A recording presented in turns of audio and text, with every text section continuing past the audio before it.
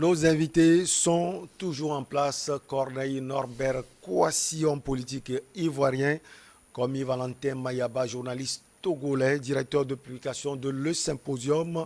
On va parler du Togo, le 26e sommet des chefs d'État du Commonwealth. C'est ouvert depuis lundi à Kigali au Rwanda. Le Gabon et le Togo, deux pays africains francophones, viennent d'intégrer l'organisation. Notre question, comme Valentin Mayaba, on commence par vous.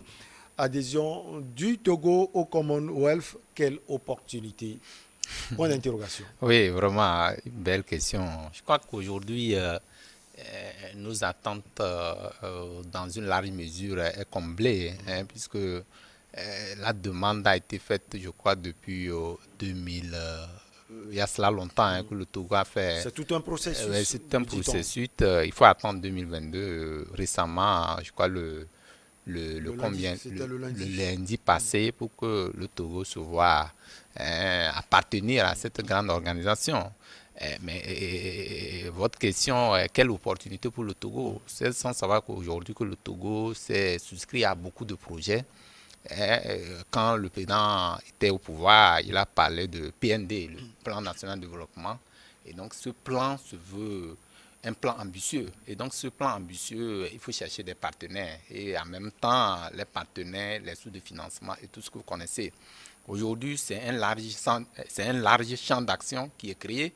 Et donc, le Commonwealth aussi, vous savez que c'est une organisation bon, de par son étymologie, je crois que seulement les pays qui étaient, enfin des colonies, les anciennes colonies britanniques seulement qui appartenaient à cette organisation, mais c'est ouvert à d'autres pays qui voudraient bien le faire. Donc aujourd'hui, vous allez voir que le Togo, il y a des critères de choix, hein, parce que le Togo, selon les critères qui ont été définis, on a jugé bien que le Togo soit éligible à cette organisation et peut-être en même temps profiter des opportunités des opportunités qu'offre cette grande organisation. Aujourd'hui, quand on dit vous faites partie de cette organisation, vous avez déjà même la langue anglaise aujourd'hui, c'est une langue d'opportunité d'ailleurs, puisque il faut pour peut-être vaquer tous nos produits dont nous avons en charge aujourd'hui, c'est fait en anglais, et que les produits pharmaceutiques, nos portables, tout est fait en anglais. Donc aujourd'hui, il faut diversifier les partenaires. Et donc diversifier les partenaires veut dire qu'il faut aller vers d'autres horizons. Et justement, avec le Commonwealth, nous allons rentrer dans un tourbillon, dans un cercle où on va piger, on va mettre la main sur beaucoup, sur de nombreux pays qui puissent quand même accompagner le Togo dans le processus de développement tant souhaité par le président Fagne Singbe. Donc aujourd'hui, à tous les niveaux, il est présent. Il a tout fait pour que le Togo appartienne à cette grande organisation. Dans un premier temps, sur le plan économique, il y a des avantages inouïs.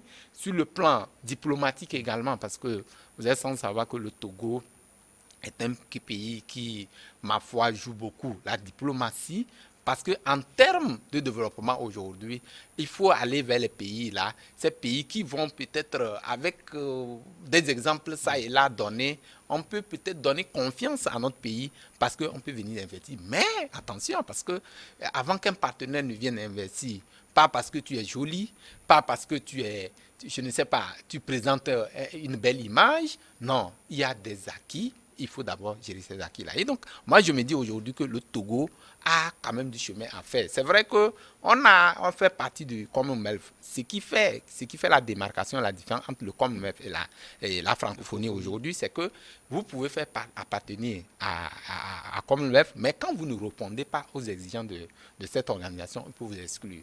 Donc, la même chose pas la même chose au niveau de la francophonie, que les droits de l'homme, que tout ce que vous connaissez est respecté ou pas, soit respecté ou pas, vous y êtes. Donc ici, la difficulté, c'est que c'est un processus que le Togo, on l'a mis nous appartenons au Commonwealth. Aujourd'hui, on nous suit de près par rapport aux actes que nous posons. Le Rwanda appartient au Commonwealth. Oui. Le Rwanda respecte tout, comme il va Non, pas forcément. Aujourd'hui, le Rwanda a pratiquement rendu son pays anglophone. Ça, c'est un acquis. Enfin, quand je parle d'un acquis, vous savez, la langue anglaise est la première langue commerciale, je crois, dans le monde. Oui. Donc, si aujourd'hui, pour s'ouvrir sur d'autres champs économiques, je crois qu'il faut aller vers ça. Mais le Rwanda, on ne dit pas qu'en termes de démocratie, en termes de choses, non, mais c'est un processus. C'est pourquoi je dis, ils sont dans les viseurs.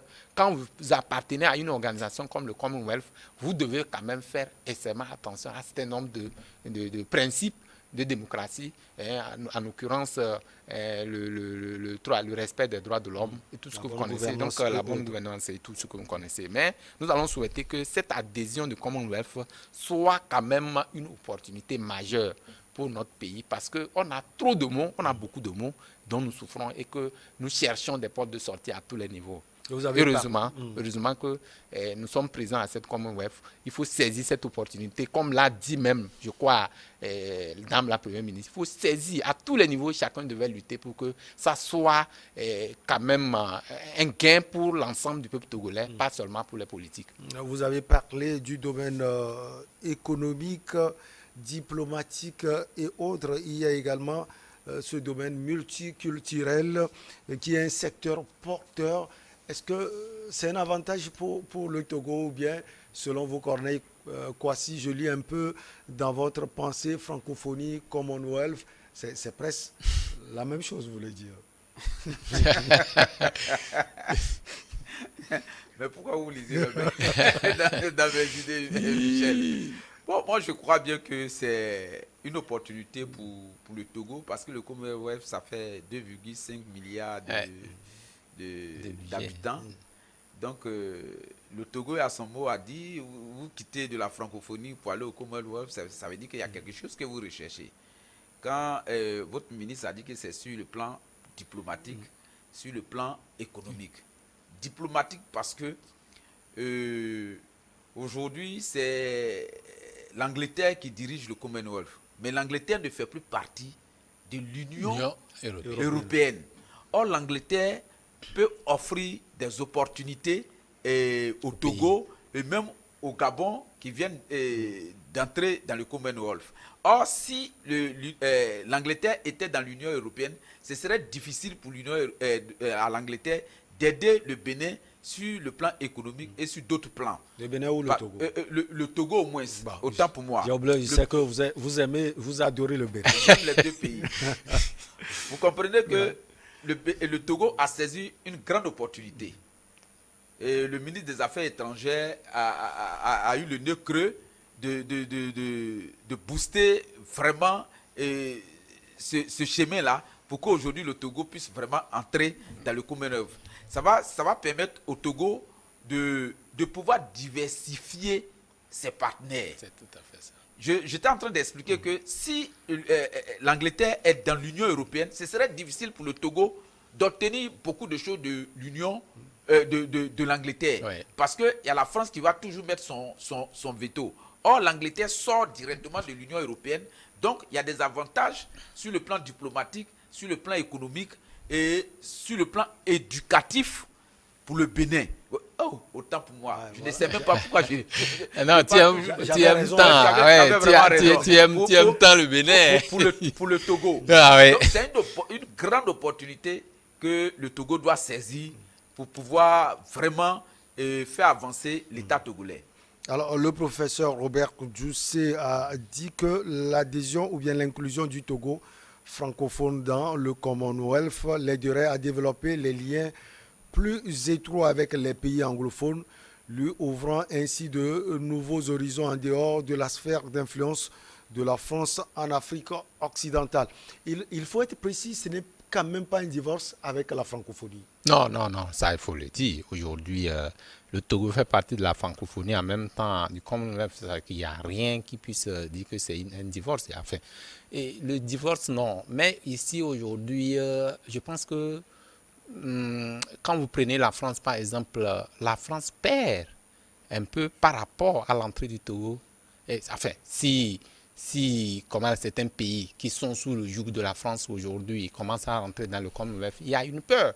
Nous l'avons dit ici que le Togo est en train de chercher d'autres partenaires. Plus on gagne d'autres partenaires, plus les anciens partenaires ne vont pas avoir quand même disposé de tous les arguments possibles pour nous convaincre. Donc c'est pourquoi aujourd'hui la crainte est grande au niveau de la France, en l'occurrence, parce que si nous gagnons mieux ailleurs, nous n'allons pas nous soumettre au diktat de la France. Ça, il faut quand même le dire. C'est pourquoi aujourd'hui l'entrée du Togo au Commonwealth aujourd'hui donne quand même à réfléchir à la France, et parce que tu l'as dit tout à l'heure, nous sommes en train de dire qu'il faut diversifier les partenaires. Si ces partenaires aujourd'hui ça devient une concurrence, si nous trouvons un partenaire qui est mieux adapté à nos réalités, à mieux placé pour gérer ou peut-être pour travailler de concert avec lui pour éradiquer un certain nombre de maux dont nous souffrons, je crois que nous n'allons pas être toujours sous le joug de la France. Ça, c'est d'un. De deux, quand vous prenez par exemple le Togo aujourd'hui, on va parler de je ne sais pas, sur le plan linguistique, on va dire qu'il y a peut-être, comme ça s'est passé avec le Cameroun, on veut parler. Il y a deux langues. Il y a deux langues. L'anglais et le français. Voilà, l'anglais et le français. Je crois que si ça arrive dans ce pays également, je crois que, comme l'a dit le ministre Doucet, il dit que ça permet, ça permet l'étroite collaboration, les liens étroits entre les puissants, les partenaires, pour que quand même pour booster un certain nombre de choses. Mais c'est-à-dire que les relations avec la francophonie demeurent, mais vont s'émousser au fur et à mesure, parce que si le Togo aujourd'hui rentre dans ce géant, dans cette grande agglomération où il y a des puissances qui concurrencent la France, il a dit aujourd'hui la Grande-Bretagne, oui, l'Angleterre ne fait pas partie de l'Union européenne, mais quand même arrive à avoir des alliés français, puisque quand vous prenez le Togo, c'est un allié français, quand le Gabon, c'est un allié français. Donc maintenant, en soutenant ou en pouvant les financer, passer dans le cadre de Commonwealth, peut réduire considérablement les avantages qu'aurait la France via ces pays-là. Donc moi, je me dis aujourd'hui que les relations diplomatiques vont changer de décor. Ça va changer de décor. Tout à fait. Oui, ça va changer de décor. Ça, il n'y a rien à faire. Parce qu'il y aurait sur certains aspects que la France ne pourrait pas disposer. C'est ce qui est en train de se passer avec le lien qu'est en train d'établir le Mali avec les Russes. Vous voyez comment ça crée le déclic. Parce qu'on se dit que... Ça, c'est plus militaire. Oui, non, je prends un exemple comme ça pour illustrer, pour dire que si on trouve un autre partenaire ailleurs, sur le plan militaire, d'ailleurs, si on dit les institutions russes sont là, on dit c'est les mercenaires, c'est histoire de leur donner un habit pour dire que non, ils ne sont pas bons, ne venez pas. Pourquoi ils ne veulent pas que les autres viennent? C'est parce qu'il y a des intérêts qui sont déjà des intérêts acquis. Alors, c'est la même chose au niveau de Commonwealth. Si nous rentrons et que nous trouvons des partenaires sûrs pour nous financer par rapport à notre programme ambitieux, le PND, qui est un programme ambitieux, il faut chercher des partenaires. C'est ce que nous disons. Ce qui va se faire avec cette plateforme industrielle d'Aditiko, qui est un des enjeux, qui est un des outils du PND, je crois qu'il va falloir mettre en œuvre, il va falloir mettre à l'actif tous les enjeux qui sont possibles pour booster cette économie-là, qui est une économie nationale. Parce qu'aujourd'hui, le Togo se veut toujours un pays qui cherche toujours à émerger sur le plan économique. Depuis quelques années, on voit l'axe Lobé-Libreville, on voit plus clair, on voit que c'est ce qui se tramait derrière l'adhésion de ces deux pays. Le président Ali Bongo Ondimba l'a dit, ça va ouvrir les opportunités. Est-ce que vous pensez que le Togo, par exemple, se démarque complètement de la France et de la francophonie? C'est vrai que ce n'est pas ce qui est dit diplomatiquement, officiellement, mais clopin. Est-ce que selon vous, c'est ce qui se fait? Oui, c'est ce qui se fait. Vous savez que les liens, les accords qui ont été signés par nos anciens chefs d'État avec la France, nous ne connaissons même pas les clauses de ces accords. Mais aujourd'hui, si ces pays francophones vont au Commonwealth, est-ce parce que la France n'a plus les moyens d'entretenir ses colonies comme il se doit? Parce que si le Togo a besoin de peut-être 100 milliards en 2 jours, il y a 50 ans de cela, la France pouvait livrer cet argent en temps réel. Mais si aujourd'hui la France ne peut pas, et qu'il y a d'autres opportunités. Ou même peu, mais avec des conditions forcées. Avec des conditions. Mais aujourd'hui, si avec le Commonwealth, le Togo peut avoir 2 fois, 3 fois cet argent, sans condition, je crois bien que c'est la bienvenue pour le Togo. Il y a le président gabonais qui a tweeté tout à l'heure en disant que 62 ans après son indépendance, notre pays s'apprête à ouvrir un nouveau chapitre de son histoire, a déclaré Ali Bongo dans un communiqué sur Twitter. De nombreuses opportunités s'offrent à nous sur le plan économique, diplomatique et culturel. Voilà. Nos chefs d'État sont conscients du changement du monde. Nos chefs d'État sont conscients que leur peuple n'est pas ce peuple de 1960, mais c'est le peuple de 2021 où nous avons au moins 70% d'intellectuels. Ils doivent aller chercher les moyens un peu partout pour pouvoir satisfaire les besoins de nos peuples. Quand vous prenez le président Faure et puis le président Bongo, ils ont hérité de quelque chose, d'un pouvoir qui les dépassait. Mais aujourd'hui, avec leur maestria, ils ont pu rester au pouvoir et tenir leur pays. Vous comprenez que ce que les pères ont fait avec la colonie, ils ne peuvent pas l'accepter. Donc il faut aller ailleurs pour chercher d'autres ressources pour pouvoir garder la paix sociale dans le pays, pour pouvoir faire évoluer leurs États. Bon, le président Ali Bongo, on peut comprendre, à un certain moment, il a eu quelques soucis avec la France politique. Ça, ce n'est pas un secret. Son pays aussi, avec les biens mal acquis et autres, on peut comprendre un peu sa distance vis-à-vis de la France. Mais le président Faure Gnassingbé, jusque-là, disons officiellement, n'a pas de problème avec la France. Est-ce que le président Faure connaît le problème que tout le monde a? Il connaît les problèmes avec la France. C'est quelqu'un qui ne parle pas, de nature ne parle pas. Mais peut-être que donc pour vous, il a un problème avec la France.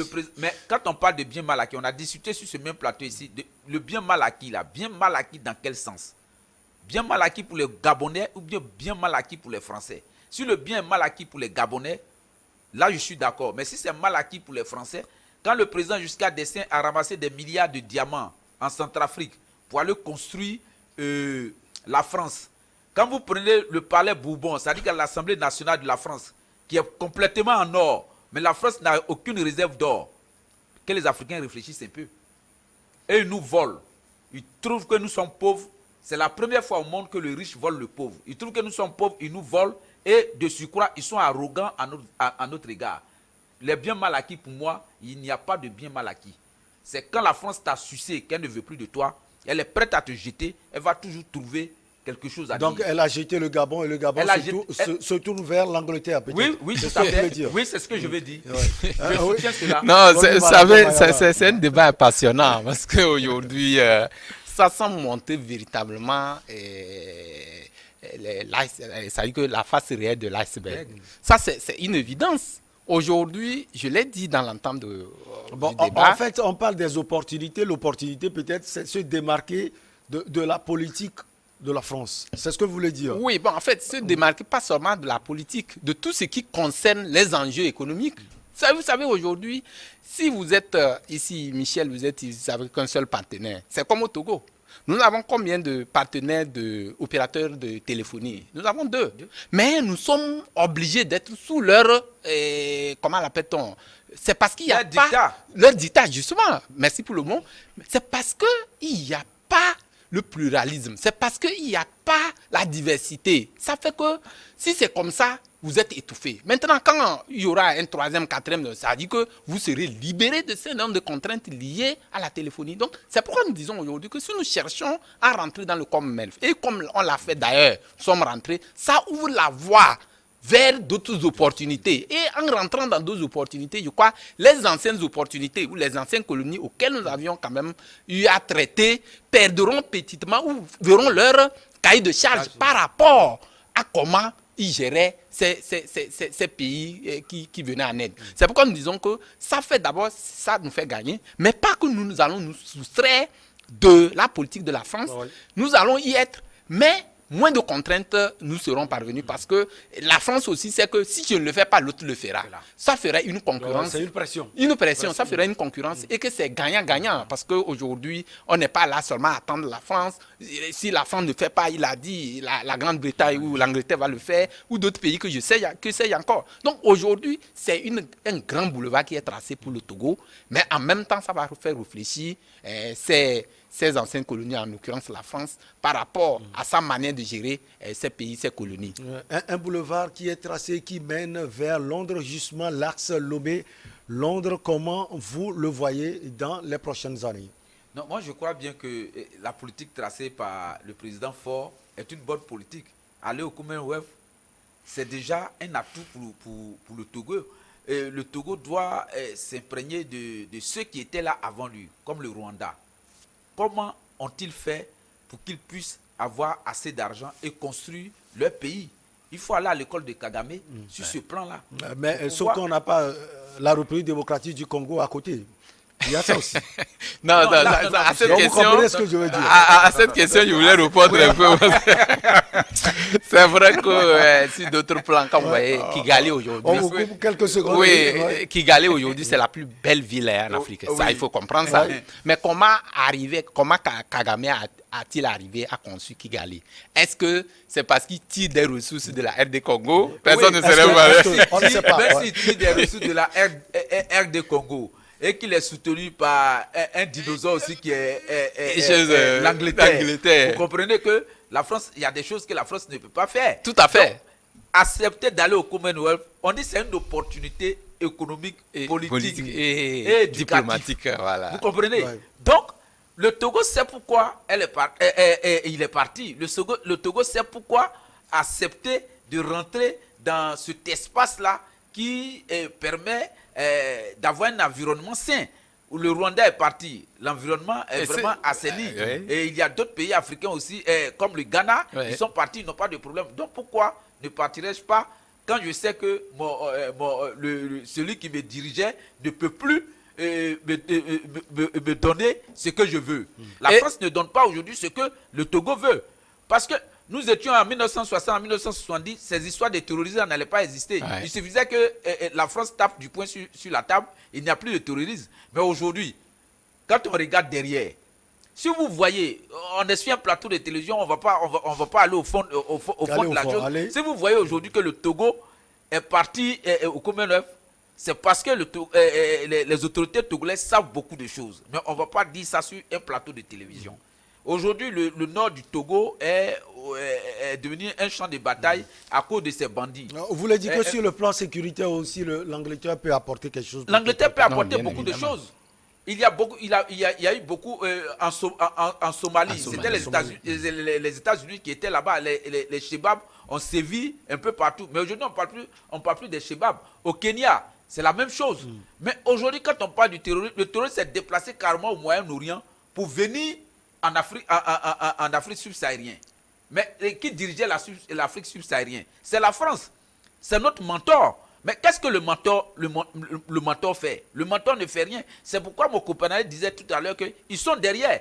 Ils financent, ils vous donnent de l'argent pour lutter contre le terrorisme, mais en même temps, ils financent les terroristes. Le Premier ministre Choguel Maïga a dit, il dit qu'ils ont des preuves, ils ont des cassettes. Au même moment, les militaires français sont à eux le matin. Le soir, ils sont avec les terroristes, les djihadistes en train de les entraîner. Est-ce qu'il a montré les cassettes? Est-ce qu'il a bien de montrer les cassettes? Est-ce que les Français eux-mêmes ne sont pas conscients? Les Français ne sont pas conscients. Attends, Michel. Non, ce que je dis, c'est d'ailleurs dans l'avantage des Africains. Il faut qu'on voit cela pour demain. Non. Avec toute la technologie. Parce que le populisme aussi est là. Avec toute la technologie moderne que la France a, la France ne peut pas aller faire 8 ans dans le Sahel et puis le terrorisme existe encore. Non, ça, je suis d'accord.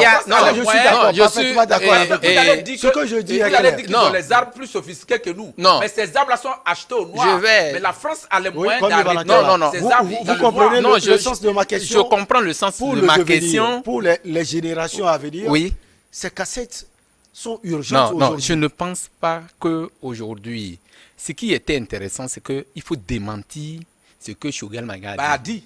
Est-ce qu'il y a quelqu'un qui a pu démentir? Il n'y en a pas.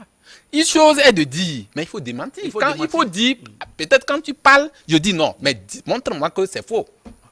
Il n'y a personne qui a pu démentir ce que Choguel Maga a dit. Ça veut dire que si personne ne dit rien, ça veut dire que qui ne dit rien consent. Donc cela voudrait dire... Est-ce que c'est à toute chose on répond aussi? C'est une question que moi je pose. Je suis d'accord. Je vois clair. Oui, Michel, mais celui qui a parlé, c'est une personnalité. C'est une autorité. C'est une autorité. La première d'ailleurs, la deuxième autorité d'ailleurs. La deuxième autorité. Donc ça veut dire que les gens ne sortent pas comme ça, comme... Ce n'est pas d'avant, il ne l'a pas dit comme sur les réseaux sociaux. Oui. Ça veut dire que c'est une conférence de presse. S'il n'a pas de preuves, il ne va pas le dire. Ce n'est pas parce qu'il faut aller jouer cassette pour faire montrer aux gens. C'est parce qu'il détenait des preuves auxquelles il a fait face et il disait aux gens que c'est comme ça. Mais ici, c'est pour terminer, pour dire que, en fait, ce dont nous parlons aujourd'hui, c'est que nous voyons que la coloration, ou bien la gouvernance, ou bien le système français, le système de gouvernance va changer dans un certain nombre de pays. Par rapport à l'entrée du Togo au Commonwealth, ou cette bêta-là, voilà, du Togo. Aujourd'hui, nous voyons visiblement que la tendance gouvernance, le sentiment que nous avons contre le système français est en train de prendre quand même du recul. Parce qu'on est en train de voir sortir quand même de cette situation-là pour expérimenter d'autres systèmes. Oui. Et là, c'est important de le renouveler parce que si demain, la France ne sait pas faire, son système ne va pas marcher dans nos États. Et que les États africains sont en train d'ailleurs même de prendre leur destin en posant toutes les conditions possibles. À vous, chers invités, comme Yves-Valentin Mayaba, journaliste et directeur de publication de Le Symposium. Merci également à l'homme politique ivoirien Corneille Norbert Kouassi. Avec vous, on a parlé de la RDC, enfin avec lui seul d'abord, pour la RDC, Patrice Lumumba honoré à Kinshasa, 61 ans après son assassinat. On a également parlé de la Guinée-Conakry, concertation pour une transition apaisée vers un retour à l'ordre constitutionnel. Puis la Côte d'Ivoire, une enveloppe de 264 milliards pour lutter contre le terrorisme. On a terminé avec le Togo, adhésion au Commonwealth. Quelle opportunité pour le pays de Fort Gnassingbé. Merci beaucoup à vous, chers invités. Merci également à vous pour l'attention toujours particulière. On se retrouve prochainement, toujours avec le même plaisir. À très bientôt.